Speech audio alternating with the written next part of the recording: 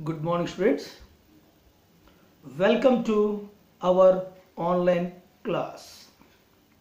Students, today we are going to start a new book, that is Book 2, India, People and Economy. And from this book today we are going to start Unit 1. And under Unit 1, the first chapter is Population Distribution, Density, Growth and Composition. I repeat, under Unit 1, our first chapter is Population. Under Population, Distribution, Density, Growth and Composition. So these topics we are going to read today. And this book, the name itself, India, People and Economy, the name itself tells that in this book, every topic is relevant to India, our country, India.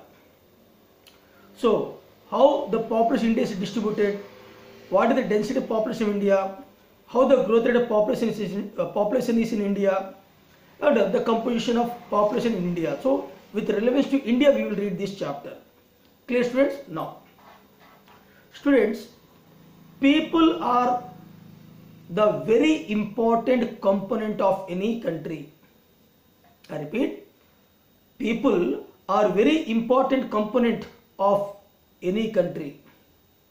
And you all know, students, our country India ranks second position in terms of population in the world, next to China. I mean, China is having the first position and our country is having the second position. So India ranks second position in the world in terms of population, or I can say India is the second most populous country in the world, next to China, with a 1028 million population, as per 2001 census. I am talking about 2001 census, not 2011 census. So according to 2001 census, our India's population was 1028 million. And students, our Indian population is more than the population if you combine North America, South America and Australia.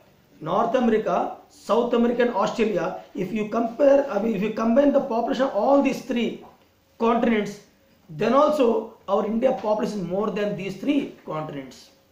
Just imagine. Many people, they gave their views. They said that this much huge population always puts lot of pressure on the natural resources of any country. I mean, when the population is more, but the natural resources or the resources are limited, so there is a heavy population pressure on these limited natural resources, and thereby it leads to number of problems. Okay, now students, in this chapter, as I told, in this chapter we will discuss the patterns of population distribution, density, growth and composition of India's population. Now, before starting this population, let me tell you, where do we get the census? Where do we get the data about population? Where do we get the data about population? Very simple. That is census operation, or I can say from census department. We will get the data about population in our country from the census department. In our country India, for every 10 years, the census counting takes place, and through which we are getting the data that this much population is there in our country India. Okay, every 10 years census counting is taking place in our country India, and we are getting the population data through census. The first census took place in the year 1872. Just imagine, 1872 means during British rule. The first census took place in 1872. That's okay. But the first complete census took place in 1881. So these two are the objective questions it may be asked. The first census took place in India in 1872, but the first complete census took place in India in the year 1881. Okay, and so for the last census, that is what, 2011 it took place. Again it will be in the year next year 2021. Now, distribution of population in our country India. Population distribution is highly uneven. Highly uneven means what? Not equally distributed. Some areas are having more population, some states are having more population, some states are having less population. So it is highly unevenly distributed due to many reasons are there. If you read the paragraph of the textbook, then you will come to know that Uttar Pradesh has the highest population, followed by Maharashtra, Bihar, West Bengal, Andhra Pradesh, Madhya Pradesh. That means Uttar Pradesh is the most populous state in India. Dash is the most populous state, Uttar Pradesh. Followed by Maharashtra, followed by Bihar, followed by West Bengal, followed by Andhra Pradesh, followed by Madhya Pradesh. As per population. So it indicates that the population is not evenly distributed among all states and among all union territories equally. Some states are having more population, some states are having less population. Some union territories are having more population, some union territories are having less population. Okay. Uttar Pradesh, Bihar, West Bengal, Andhra Pradesh, Uttar Pradesh, okay, Bihar, West Bengal, Andhra Pradesh, Tamil Nadu, Madhya Pradesh, Rajasthan, Karnataka, Gujarat, all these states account 76% of India's population. I repeat, Uttar Pradesh, Bihar, West Bengal, Maharashtra, Tamil Nadu, Madhya Pradesh, Rajasthan, Karnataka and Gujarat, all the states together account 76% of India's population.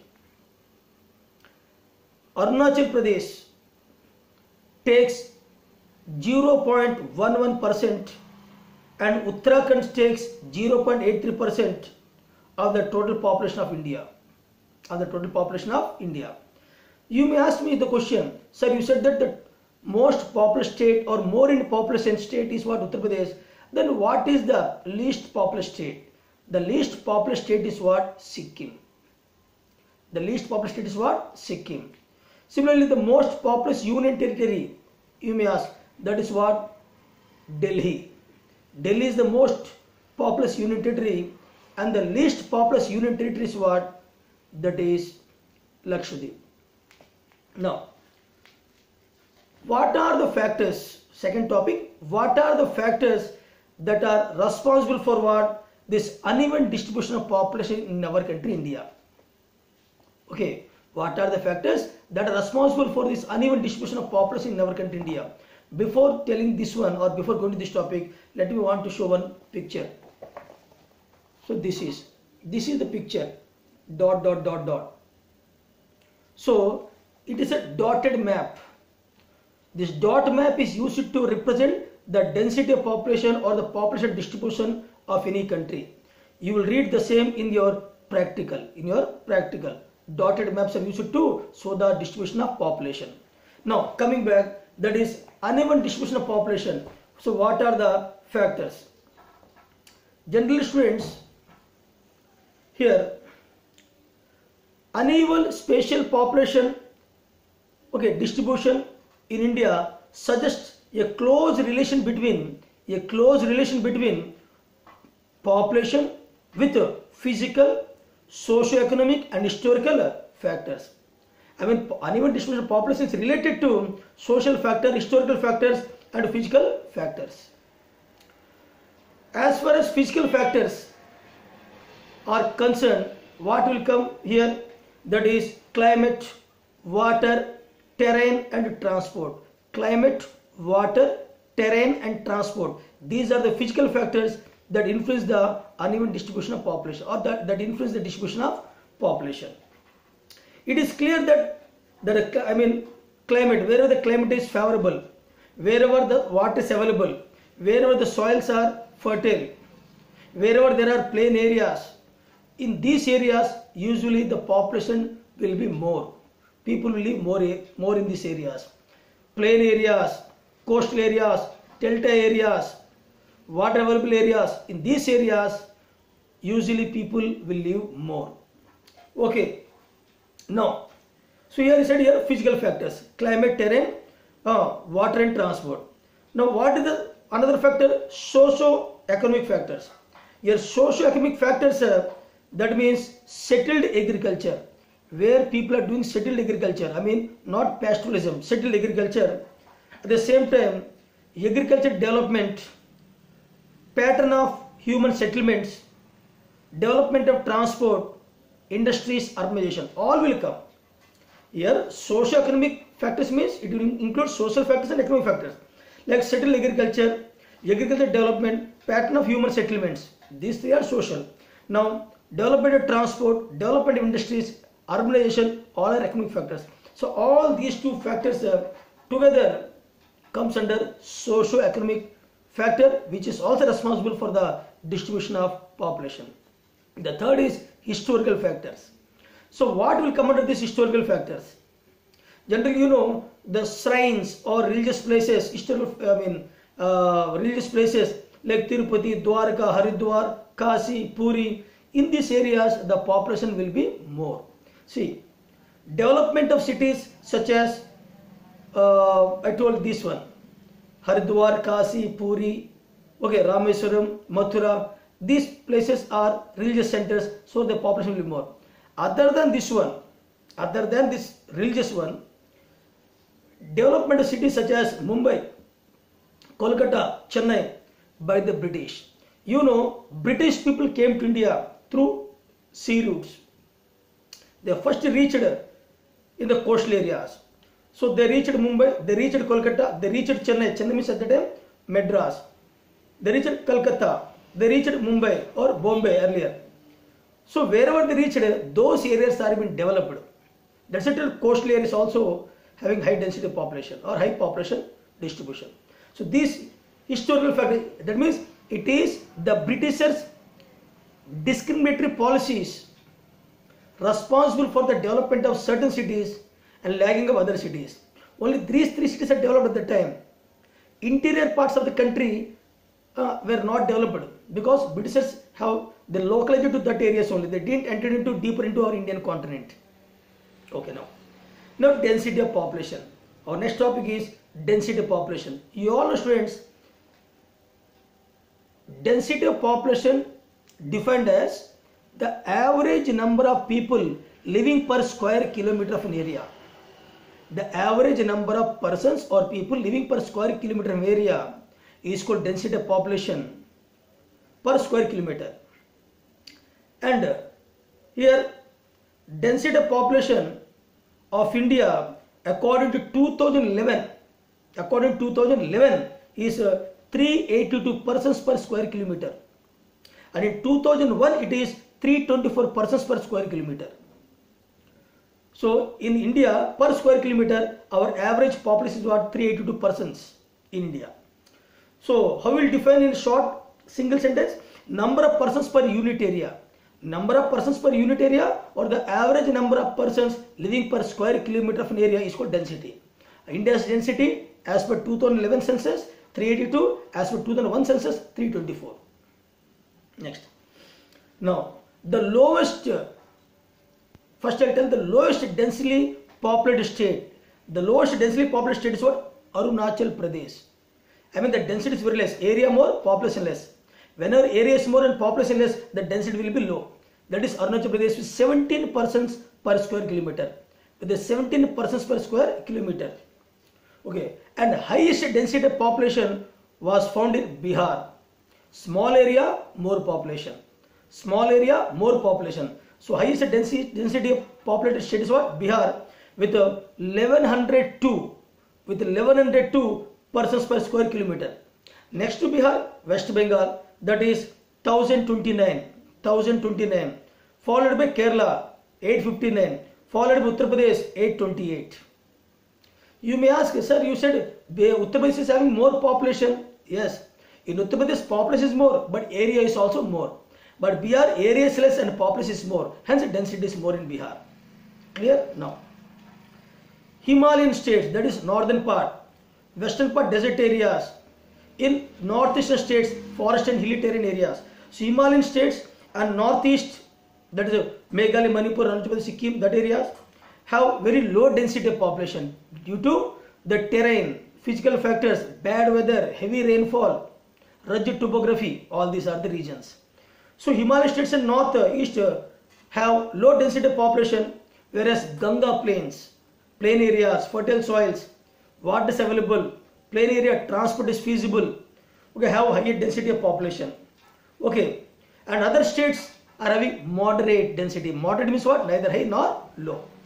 Now, physiological density. In your textbook, here he has given one box. You have to read the box information also, students. This one. This is. So, physiological density. What does it mean? The formula is given here. Physiological density is equal to total population divided by net cultivated area.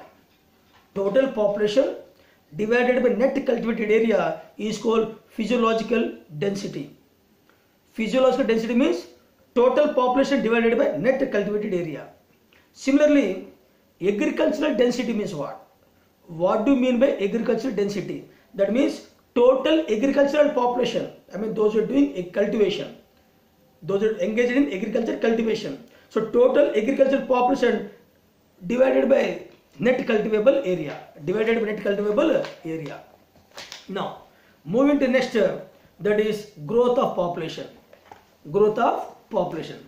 Students, growth of population means what? Change in the number of population when compared with the previous period. Change in the population, I mean increase in the population, not decrease. Okay, increase in the population when compared with the previous period is called growth. And growth may be due to many reasons. High birth rate, low death rate, migration, etc. So change in the number of people living in a particular, see the definition. Growth of population means change in the number of people in a particular area between 2 points of time. 2 points of time. Okay, it is expressed in percentage. Growth of population always expressed in percentage. Now, there are two components of growth of population. One is natural and second is what? Induced. There are two components of what? Population growth. One is natural and second is what? Induced. Here natural means what? Natural growth. Natural growth is analyzed by crude birth rate and crude death rate. Natural growth of population is always calculated due to crude birth rate CBR and crude death rate CDR. Whereas induced means what? A new word to you. Induced components are explained by volume of inward and outward movement of people. I mean migration, that is called migration. In migration, out migration. In migration, out migration. So induced components explained by the volume of inward and outward movement of people in a given area. The annual growth rate of population in India is 1.7%. 1.7% as per 2000. 2 points of the time you have to compare. No? So from 2001 to 2011, between 2001 to 2011, the growth rate of population in India was 1.7%. Now, phases. Next point, next topic. Phases of population growth in India. There are three, or I can say there are 4 stages are there, or 4 phases are there. PHA, SES. There are 4 phases of population growth have seen in our country India. Listen, student. The following are the 4 phases are recognized in demographic history of India. Demographic means what? Which is relevant to population growth or density, distribution, death, birth, life expectancy. Anything considered population is called demography. So phases of population growth in India, there are 4 phases. Number 1, stage 1, that is called stage 1. From 1901 up to 1921. I mean 1901 means what? 20th century beginning. From 1901 to 1921, okay, stagnant growth rate. Stagnant means what? There is no improvement. Stagnant growth rate, slow growth rate. Stagnant growth, slow growth rate. Stagnant growth, slow growth rate. Birth rate and death rate were very high. Birth rate is also high, death rate is also very high. So there is no improvement. Okay. Poor medical facilities were there at that time. Poor medical facilities at that time. Low literacy rate was there. Literacy rate was also very less. Insufficient distribution of food and basic facilities. So imagine 1901 to 1921. So poor medical facilities, poor infrastructural facilities. I mean insufficient distribution of food, no basic facilities. That is there. And this is called 1921. The year 1921 or 1901 to 1921. I repeat, 1901 to 1921 or 1921 is called the demographic divide in our country India. Very, very important students, the demographic divide in our country India. Next one, stage 2. From 1921 to 1951. Steady growth rate, I mean moderate growth rate, steady growth rate, neither high nor low. Steady growth rate due to improvement in health and sanitation, low mortality rate. Improvement in health and sanitation, low mortality rate, better transport facilities, high birth rate, decline death rate. Birth rate is more, death rate was less. The influence of World War and influence of World War took place in 1914, First World War. That is over, previous one. Now 1939 to 1945, Second World War. So Second World War took place at this time. The influence of World War and the economic depression influenced. Economic depression took place in 1929-30. 1929-30 economic depression. So World War and economic depression also responsible for this steady growth rate. So this is called moderate growth rate, or I can say mortality induced growth. Next one, stage 3. From 1951 to 1981, 30 years. 1951 to 1981, 30 years.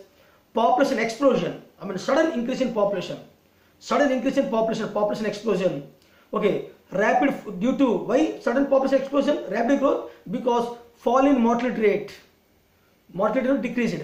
And high fertility rates, more increase in population, high fertility rate. Okay, fall in mortality rate, high fertility rate. Introduction of 5-year plans. Introduction of 5-year plans also responsible for increase in population because agriculture developed, many sectors were developed. Improvement in living conditions, increased migration. Okay, all these are the factors responsible for what? High population explosion or rapid growth of population. And this stage is called fertility induced growth. Now stage 4, 1981 onwards. Okay, 1981 onwards, the growth rate declined. The growth rate was declined again. Crude birth rate declined due to increase in marriage age.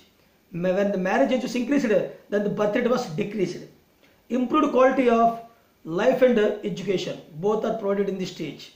So today the growth rate was very less. Now, features of adolescents population.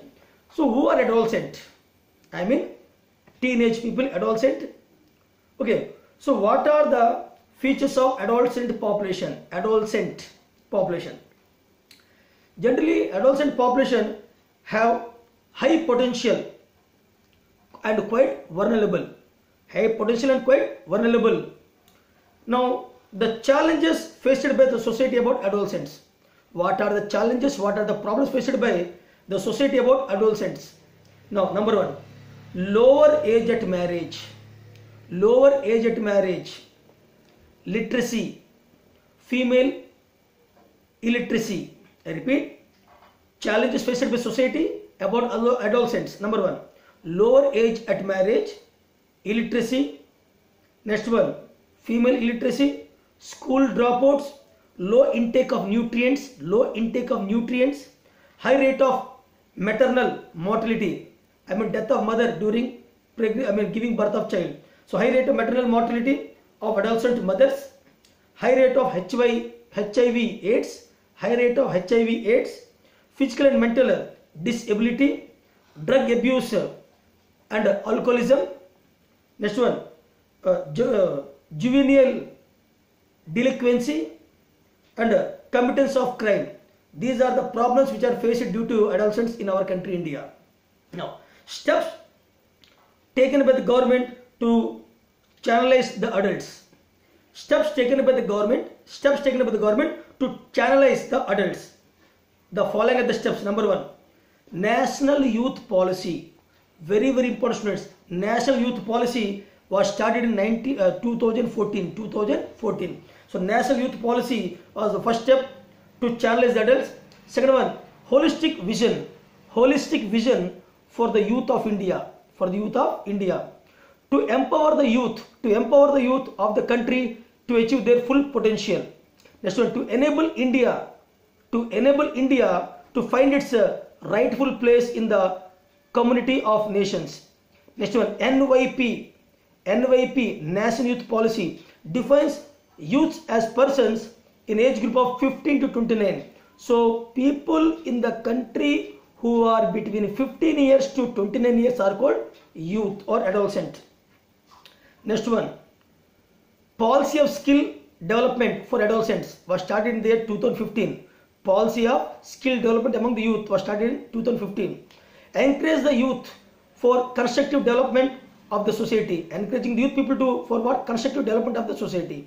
Next one, improving patriotism and responsible citizens. Youth empowerment, giving importance for youth health, sports and recreation. Innovation in the field of science. So these are the steps taken by the government to channelize the adults. Next one, population composition. So population composition was studied in the previous book also. Okay, how the population is composed. What does it mean? So here, population composition is a distinct field of study with population geography, with a vast coverage of analysis of age and sex,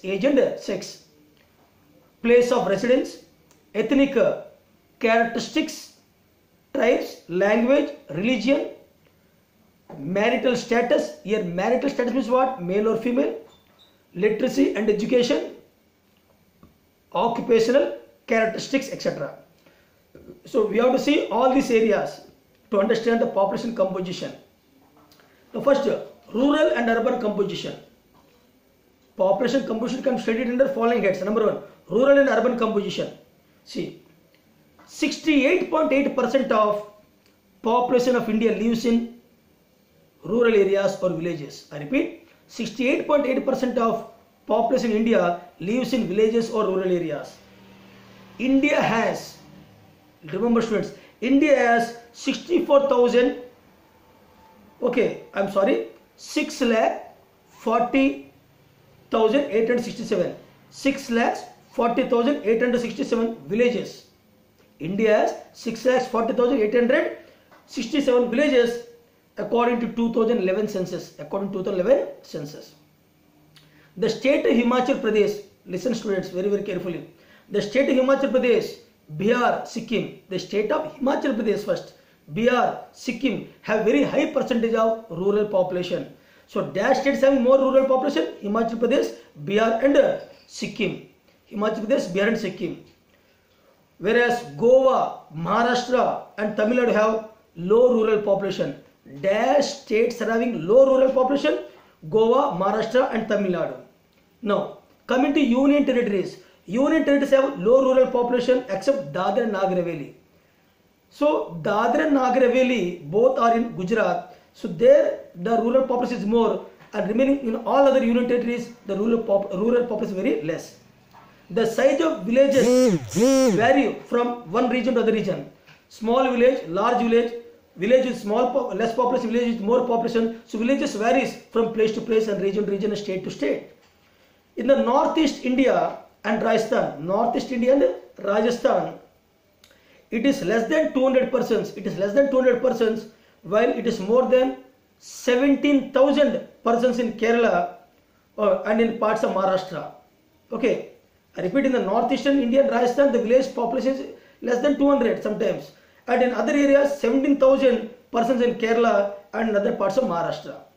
Now urban population, it is equal to 31.6 or I can say 31.16.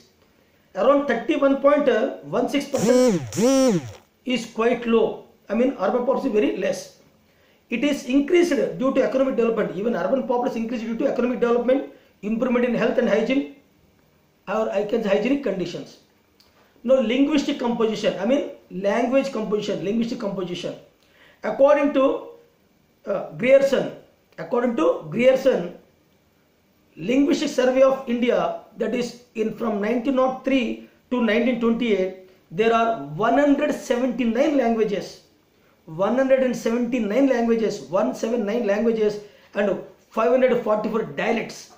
Dialect means here it is spoken but without any script. So there are 117 languages and 544 dialects were there between 1903 to 1928, and there are about 22 scheduled languages as per our Indian Constitution. How many languages are recognized by Indian Constitution? 22. They are called statutory languages. Now Hindi speakers, the people who are speaking Hindi speakers are about 40.42%, the small in India. So Hindi spoken by more number of people, that is 40.42% population in India, whereas the smallest language is what? Kashmiri. Smallest language is what? Kashmiri, about 0.01%. Now language families.